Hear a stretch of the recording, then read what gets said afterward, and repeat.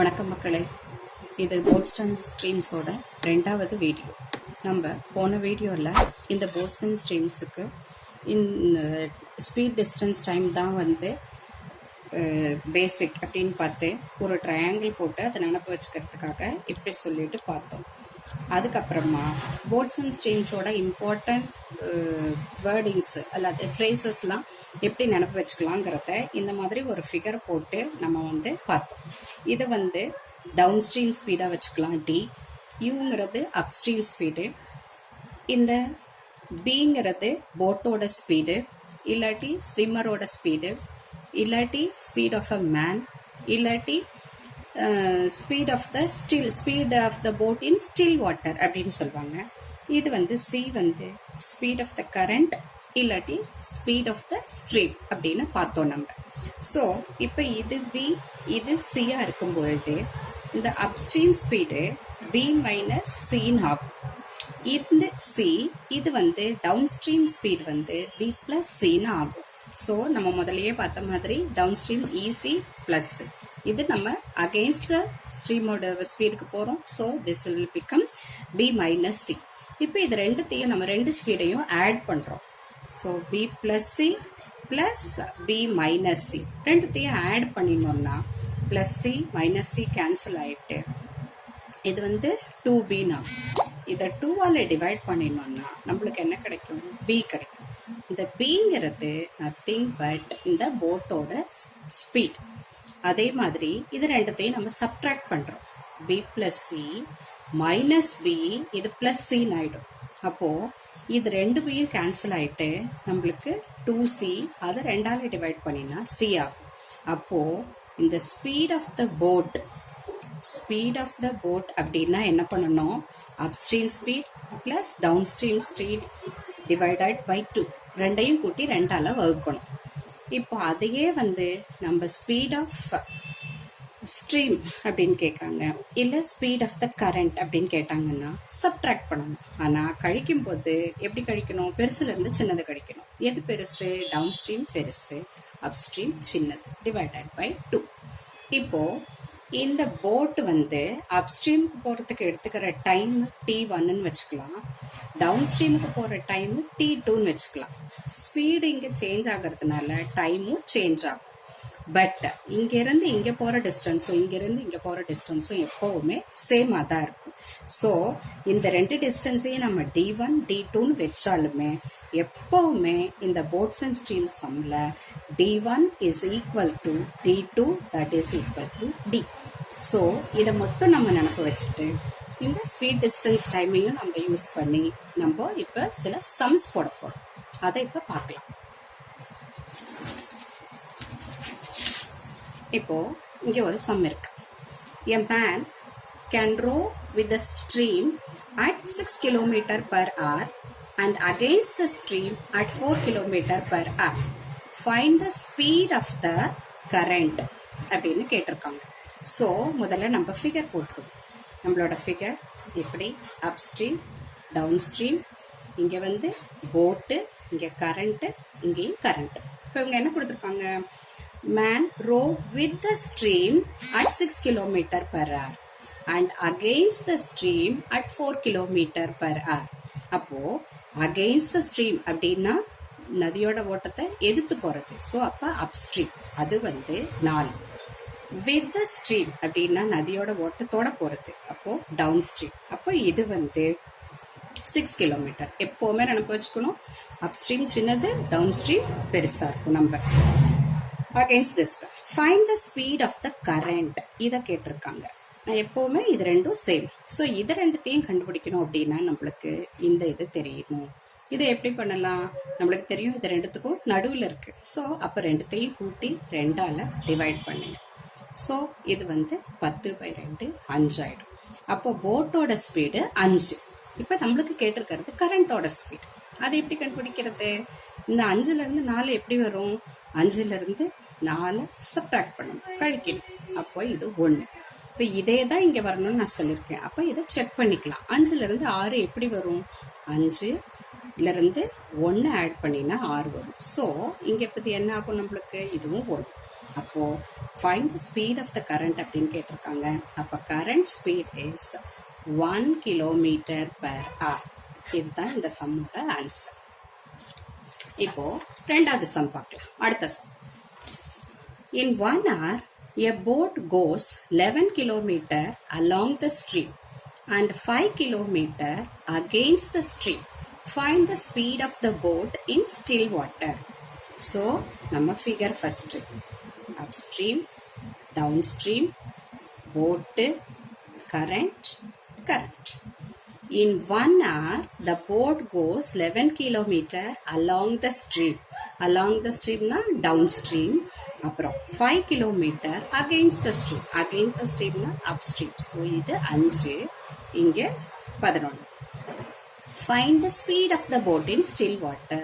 So, என்ன கேட்டிருக்காங்க? இது கேட்டிருக்காங்க. ஸோ இது என்ன? இது எப்படி கண்டுபிடிக்கிறது? நம்ம தெரியும், ரெண்டுக்கு நடுவில் இருக்கு. ஸோ ரொம்ப ஈஸி. ரெண்டுத்தையும் கூட்டி 2ஆல் வகுக்கணும். 16/2 என்ன ஆகும்? 8. ஸோ அப்போ இது 8. அப்போ ஸ்பீட் ஆஃப் த போட், அதாவது போட்டோட ஸ்பீட் எவ்வளோ உங்களுக்கு? ஸ்பீட் ஆஃப் போட் இது எவ்வளோ வந்திருக்கு நம்மளுக்கு? 8 கிலோமீட்டர் per hour. ஸோ இதுதான் இந்த சம்மோட answer. Third sum. A boat running upstream covers a distance of 10 km in 30 minutes. While running downstream, it covers the same distance in 35 minutes. What is the speed of the river current in kilometer per hour? So first number figure. Upstream, downstream, boat, current. என்ன கொடுத்துருக்காங்க? upstream covers a distance of 10 kilometer in 30 minutes. So நம்ம என்ன பார்த்துருக்கோம்? நம்ம இந்த இதில் distance, speed, time. அவங்க என்ன கொடுத்துருக்காங்க? எவ்வளோ? 10 kilometer in 30 minutes கொடுத்துருக்காங்க. அப்போது ஸ்பீடு நம்மளுக்கு டிஸ்டன்ஸ் அப்பான் டைம். அப்போது இங்கே என்ன போடணும்? 10 kilometer in 30 minutes. ஆனால் எப்போவுமே ஸ்பீடு டிஸ்டன்ஸ் அப்பான் நம்மளுக்கு கிலோமீட்டர் per ஹவர்ல தான் கொடுக்கணும். பட் இங்க மினிட்ல கொடுத்துருக்காங்க. அதனால என்ன பண்ணணும்? இதை ஹவரா மாத்துறதுக்கு அகைன் டிவைடட் பை 60, மறுபடியும் 60ஆல வகுக்கணும். ஏன்னா 1 hour = 60 minutes. ஸோ இதே மாதிரி அப்போ இது என்ன ஆகும்? இங்க 10/30 இருக்கும். இந்த 60 மேலே போயிடும். அப்போ இது 2. இங்க எவ்வளோ வந்தது? 20. அதே மாதிரி இங்க என்ன கொடுத்துருக்காங்க? சேம் டிஸ்டன்ஸ்னா அதே 10 kilometers. பட் எவ்வளோ மினிட்ஸ்ல கொடுத்துருக்காங்க? இன் சாரி, இது 25 minutes. தப்பா எழுதிருக்கேன், சாரி. அப்போ இது 25 minutesல கொடுத்துருக்காங்க. அப்போ மறுபடியும் அதையும் 60ஆல வகுக்கணும். அப்போ 10/25 into 60.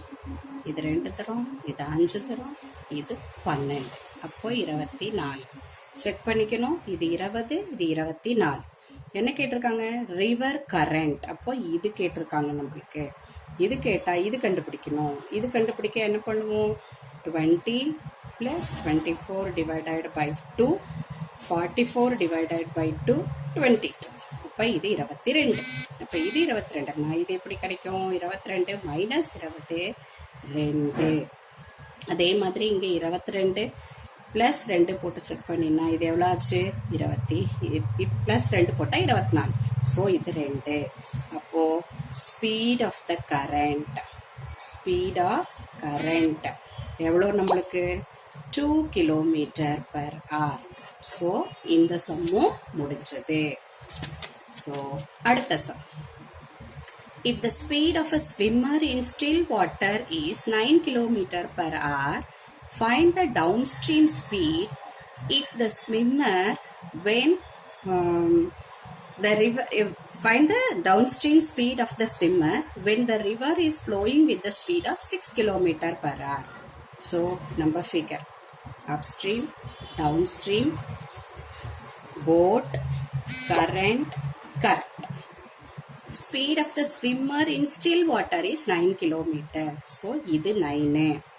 Find the downstream speed. இது கேட்டிருக்காங்க. when the river is flowing with the speed of 6 kilometer. இது கேட்கல, நம்மளுக்கு தேவையில்லை. இது எப்படி கிடைக்கும் நம்மளுக்கு?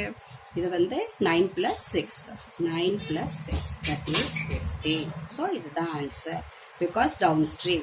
So downstream speed is equal to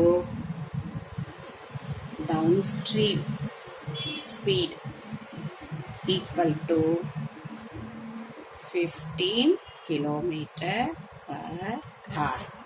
இந்த சமம் முடிஞ்சு.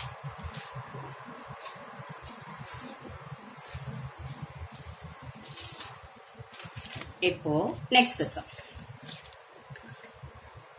Rahul can row 60 km downstream and 36 km upstream, taking 10 hours each time. What is the velocity of the current? So, இங்க போட்டாச்சு upstream, downstream, இங்க boat, இங்க current, இங்க current. Can row 60 km downstream and 36 km upstream, taking 10 hours each time. அப்போ இது distance, இது speed, time. 36 km in 10 hours. அதே மாதிரி இங்க 60 km in 10 hours. இது 6. இது 3.6. What is the velocity of the current? இது வேணும். இது வேணும்னா நம்மளுக்கு இது வேணும். இது எப்படி? 3.6 plus 6 by 2. இது வந்து 9.6. 3 plus 6 9 by 2. அப்ப இது 4.8. அப்ப இது 4.8. இது எப்படி கிடைக்கும்? 4.8 minus 3.6 என்ன ஆகும் நம்மளுக்கு? 1.2 வரும். இதை செக் பண்ணலாமா? 4.8 plus 1.2 பண்ணா 6 வருமா நம்மளுக்கு? அப்ப இது 1.2. அப்போ இங்க வந்து velocity of the current கேட்டாலும் ஒண்ணுதான், speed of the current கேட்டாலும் ஒண்ணுதான். So speed of the current is 1.2 km per hour. So இவ்வளவுதான். ஸோ இந்த ஸ்பீட் டிஸ்டன்ஸ் டைமில் ஒன்றா ஸ்பீட் கேட்பாங்க, கரண்ட்டோட ஸ்பீடு, இல்லாட்டி போட்டோட ஸ்பீடு, இல்லாட்டி டவுன் ஸ்ட்ரீம் ஸ்பீடு, இல்லாட்டி அப் ஸ்ட்ரீம் ஸ்பீட், இப்படி தான் கேட்பாங்க.